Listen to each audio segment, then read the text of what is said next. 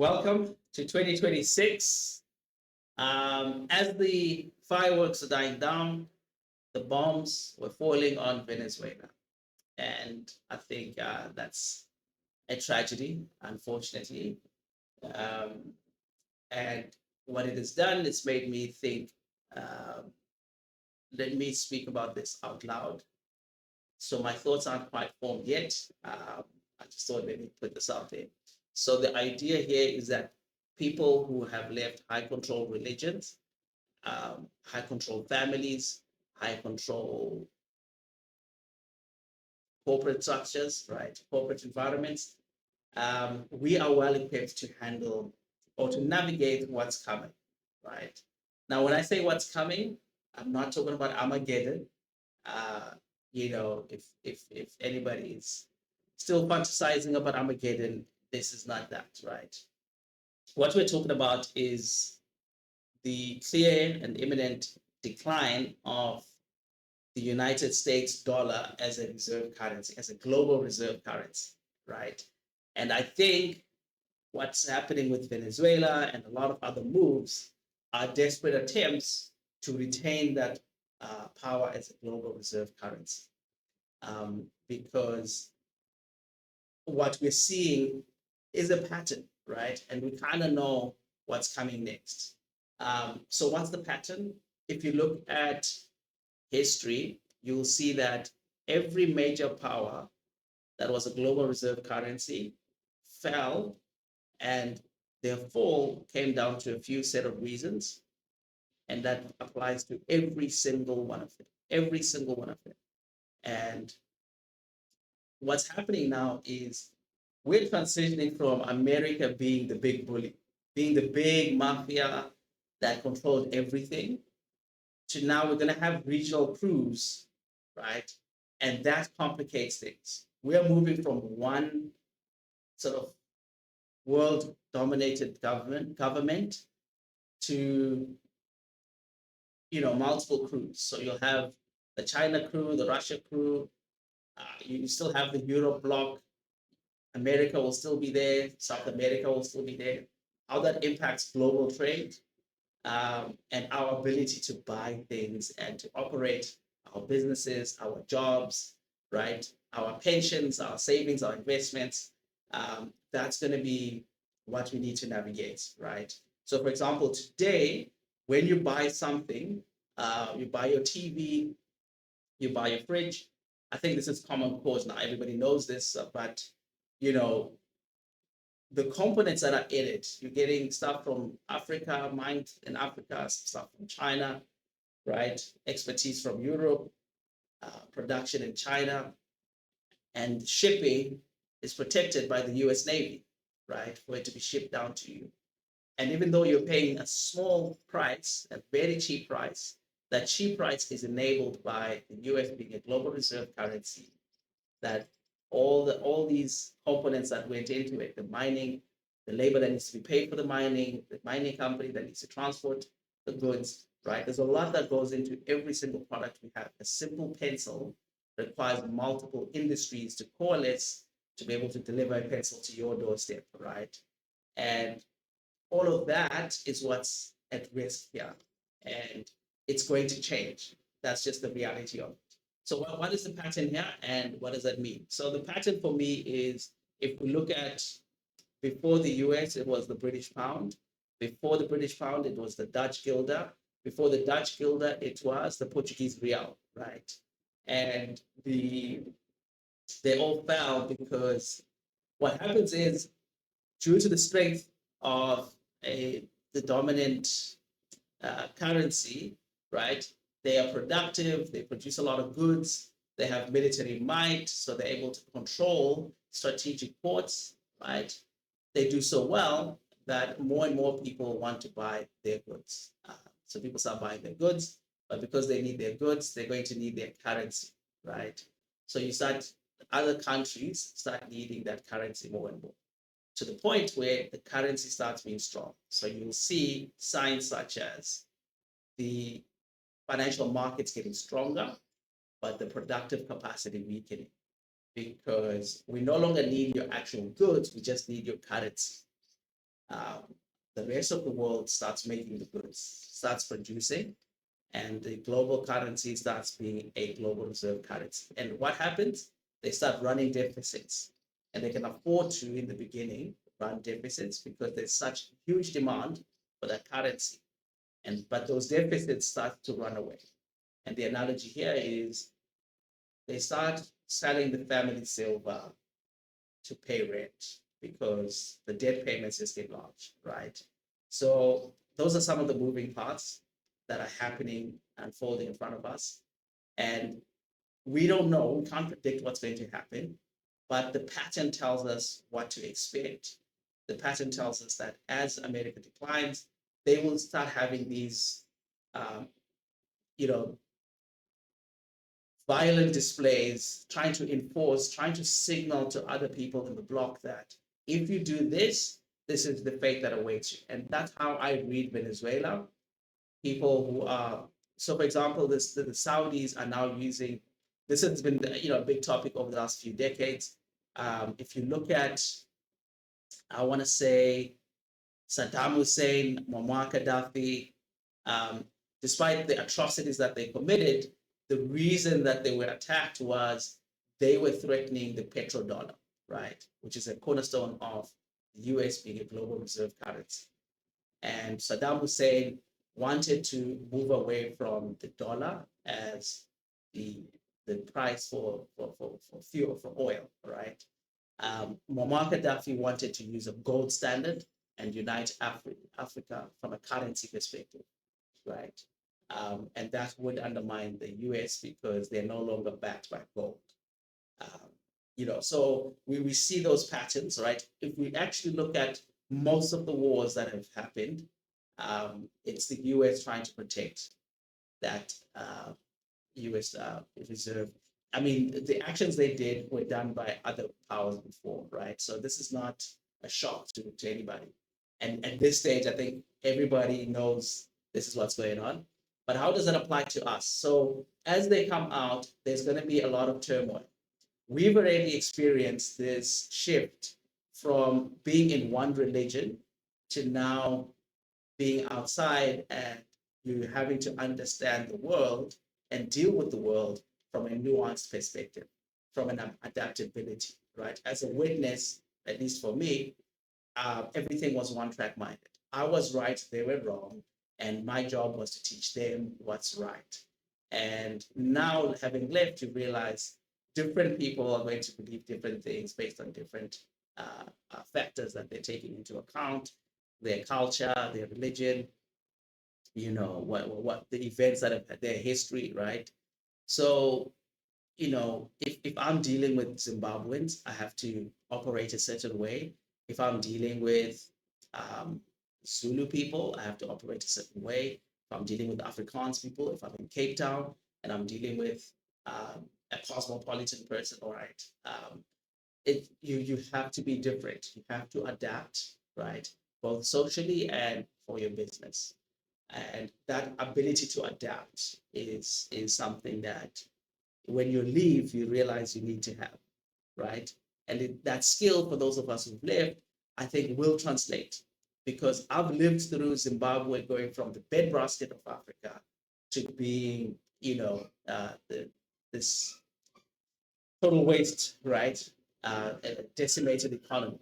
And, I've seen that as a child. At least I was old enough to start seeing some of the moves. And I'll tell you some of the moves that I saw.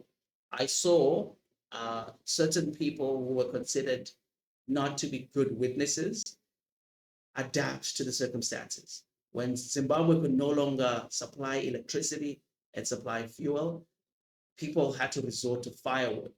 And there was a Jehovah's Witness who was considered weak. He went and bought land with trees on it and started cutting those trees, and he supplied firewood. So a lot of people would sell on the road, on the streets of Harare. He was the main supplier in the beginning, made a lot of money from it. So while the country was going down into decline, he made a lot of money. He just saw an opportunity, capitalized it. He wasn't encumbered by, some of the things that witnesses bog people down with. because he was considered weak. He was considered like, somebody on the periphery. He's not really a witness. He's more of a businessman.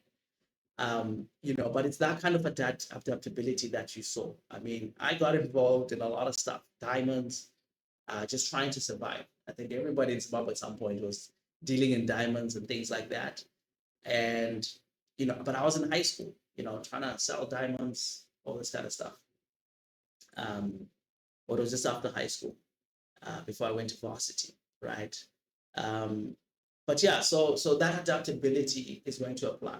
In today's world, you have pensions, you can put your money into the stock market, you can buy goods online and they arrive, on time, and you don't really worry about it. But as we see, some of the actions that the US has taken is going to undermine that very thing. So, for example, they confiscated or froze Russia's reserves with them, right? Which meant Russia had to do something. They kicked Russia out of SWIFT, right? Which means Russia had to go make their own. China is now making their own interbank system. They're making their own, the Shanghai Energy Exchange, right? They're developing the tools to be able to compete in a real way. And as these develop and the actions that the US takes, like the sanctions and kicking people out, it's going to make them go, that's why there's this whole BRICS thing, et cetera, et cetera. It's going to make them develop and have to develop alternatives. The Saudi was exclusively US dollar, and now they're starting to open it up to other people, right? Even when you see, I think it was Pakistan, a couple of countries settling their oil debt using basically barter trading. They'll sell some grain, some tea, and things like that. What that means for you is your pensions may not be as stable. The measuring stick that you use to say, how much am I saving? What am I doing? Is going to keep changing. It's no longer set to one standard. And that's what America offered. It was the big mafia state, it was the big bully, but it was one bully that everybody knew how to deal with, right? And now we're transitioning to a bunch of crews, and you have to navigate each and every crew. You can't use the old rules in the new world. And it's happening more and more and faster, right? And I think with technology and things like that, it's going to happen faster. Now, exactly when, how, we don't know. But it's not the end of America. It'll just become another regional power, right? It'll be a formidable force. It still has a military that's huge, so we're not saying this is the end. What we're saying is this is the beginning of a new era, and you need to be prepared. And us as Jehovah's Witnesses have had that experience. We're going to have to live through this transition, or we're going to have to watch our children live through that transition. And emotionally, psychologically, it can feel the same as leaving Jehovah's Witnesses. There was one set of rules that you operated under. Those set of rules apply to your congregation, to your community, to your family, right? Now, a bunch of rules apply, right? In my own family, my brother is doing something else, my other brother is doing something else. So it's different rules. So when we engage, we have to really relearn, right? I have to learn about what he's doing, to be able to relate with him better. Whereas before we were under the same rule, all right, under the same mono religion, right? So I think these are just thoughts that are still coming together. I will develop them throughout the week, but the idea here is that we are in a unique position. We've gone through this before.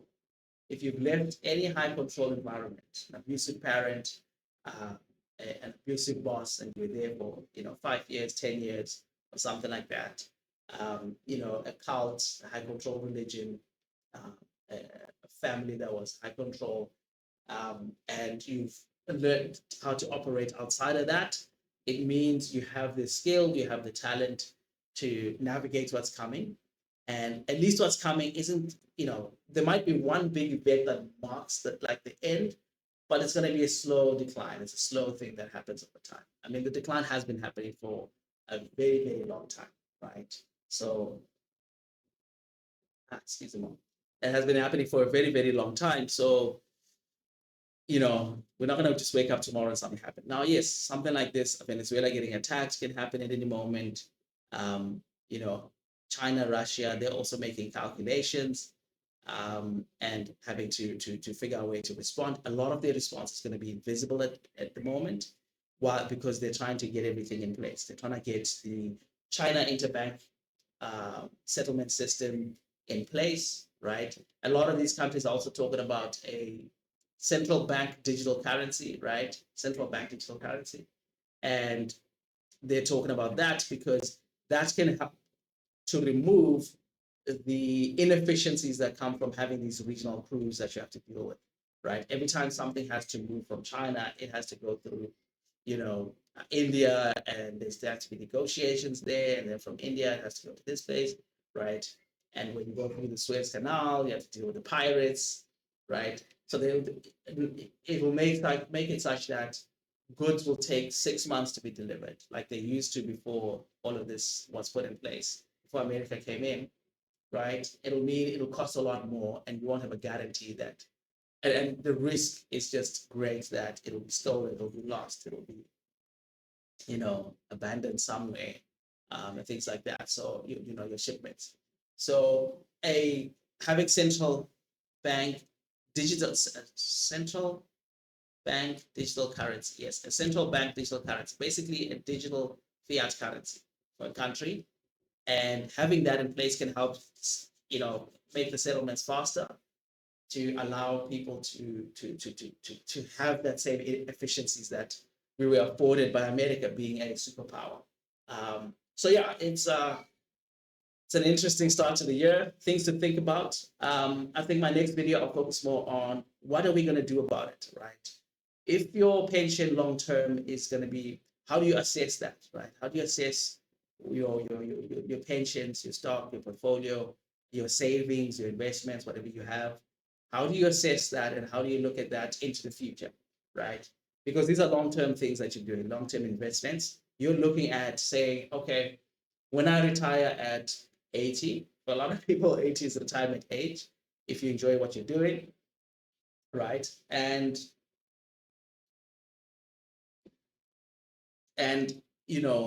however long that's going to be, if it's going to be 40 years, if it's going to be 60 years, if it's going to be 30 years, right? If it's going to be 20 years, you want your savings to have compounded, and you want them to be there. So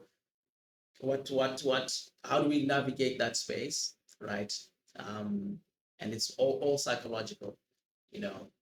We're basically doing what we did with Jehovah's Witnesses and our high control backgrounds.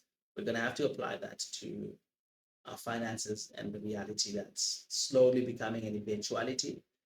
Um, and we're going to have to figure it out. Again, and what you learn when you move out of that environment is it's not about good or bad, right?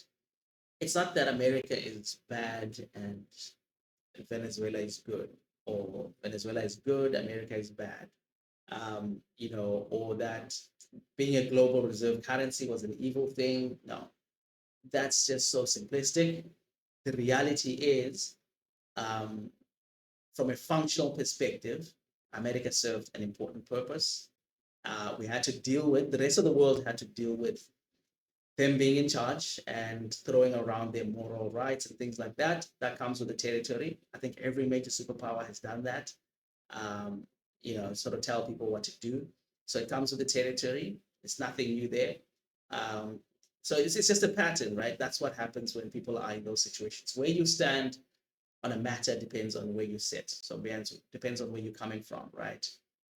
And as human beings, we like to think we're unique and so forth. But if you're given the same set of circumstances and the same stimuli as somebody else, we're going to react the same way, right? You can imagine how you would react if this happened to you, right? We would all be, and if we look at the last, I don't know how many presidents of the US, their rhetoric has been one thing, but their actions has been something else. Behind closed doors, at the end of the day, when they realize the truth, that everything rests on the dollar, and they need to do whatever it takes to keep the dollar strong and a global reserve currency, then you can predict their actions, right? Good, bad, hey, that's for religious people to argue about. We have a job to do. We're either going to leave our children with a mess to deal with, like in Zimbabwe, or we're going to leave our children with the tools to navigate what's coming. And because we don't know what's going to happen, we just need to be able to be ready to navigate. And as somebody who's had to live through the fall of Zimbabwe and leaving Jehovah's Witness, I've done this a couple of times. I am well equipped. I'm well equipped to handle that, right? And navigating multiple currencies, multiple countries, is part of the deal that we're going to have to that we're being signed up for. And so the Venezuela incident is just it's symbolic. It's a marker in time to say, oh, this happened, but these things have been building up over time, right? And what the reasons why, I don't know. I don't know the intricacies of.